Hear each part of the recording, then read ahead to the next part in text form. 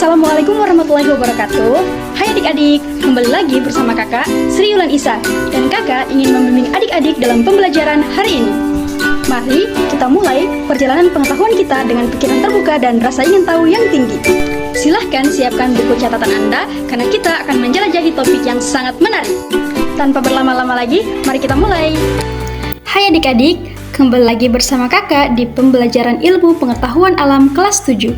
Di bab ini, kita akan membahas tentang pengaruh manusia terhadap ekosistem. Adapun 4 subtopik yang akan kita pelajari pada materi ini, yang pertama ada pertanian dan produksi pangan, ada kerusakan habitat, polusi, dan konservasi yang akan kita bahas pada video selanjutnya. Sebelum itu, adik-adik tahu nggak, manusia merupakan spesies di bumi yang paling mendominasi. Oleh karena itu, setiap aktivitas manusia akan berpengaruh terhadap keberadaan suatu ekosistem. Manusia menggantungkan segala kebutuhan hidupnya pada alam, baik kebutuhan sandang, pangan, maupun papan. Sebagai makhluk yang selalu berdampingan dengan suatu ekosistem, manusia sangat berperan aktif yang dapat menyebabkan perubahan pada suatu ekosistem, baik untuk memperbaiki ekosistem, bahkan merusak ekosistem itu sendiri. Kerusakan suatu ekosistem dapat mempengaruhi keberlangsungan hidup manusia di masa depan. Nah, adik-adik, jadi setelah memahami betapa pentingnya peran manusia pada suatu ekosistem, diharapkan kita dapat menghindarkan dampak kerusakan sebuah ekosistem yang paling besar yang dipengaruhi oleh aktivitas manusia. Nah, berikut akan kakak sebutkan sekaligus jelaskan contoh-contoh kegiatan manusia yang akan berpengaruh terhadap suatu ekosistem. Yang pertama yaitu pertanian dan produksi pangan. Kegiatan manusia di bidang pertanian turut mempengaruhi ekosistem di dunia. Penggunaan pupuk kimia secara berlebihan dapat menyebabkan eutrofikasi perairan dan penurunan kesuburan tanah, sehingga banyak organisme non-target yang terbunuh akibat penggunaan pestisida yang berlebihan. Yang kedua ada kerusakan habitat. Perkebunan merupakan salah satu faktor penyebab hilangnya ekosistem alami. Banyak hutan ditebang di Indonesia untuk diubah menjadi lahan perkebunan, diantaranya untuk lahan kelapa sawit.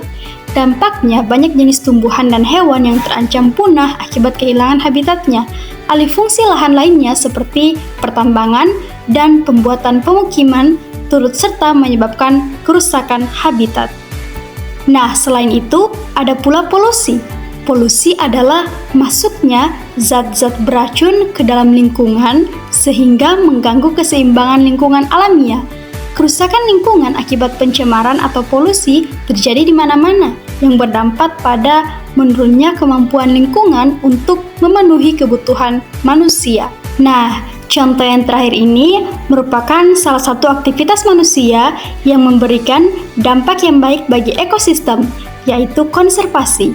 Jadi konservasi itu merupakan kegiatan manusia yang dapat memperlambat kepunahan suatu organisme, yang dimana dengan melakukan kegiatan konservasi yang berwawasan lingkungan dapat memperlambat penurunan keanekaragaman hayati.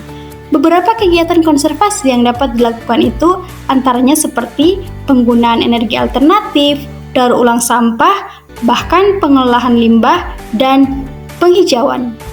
Adapun contoh ulah manusia yang mengganggu keseimbangan ekosistem seperti penangkapan hewan liar, pencemaran air, pencemaran udara, bahkan kebakaran hutan, yang beberapanya ada yang disebabkan oleh ulah manusia ataupun oleh aktivitas alam.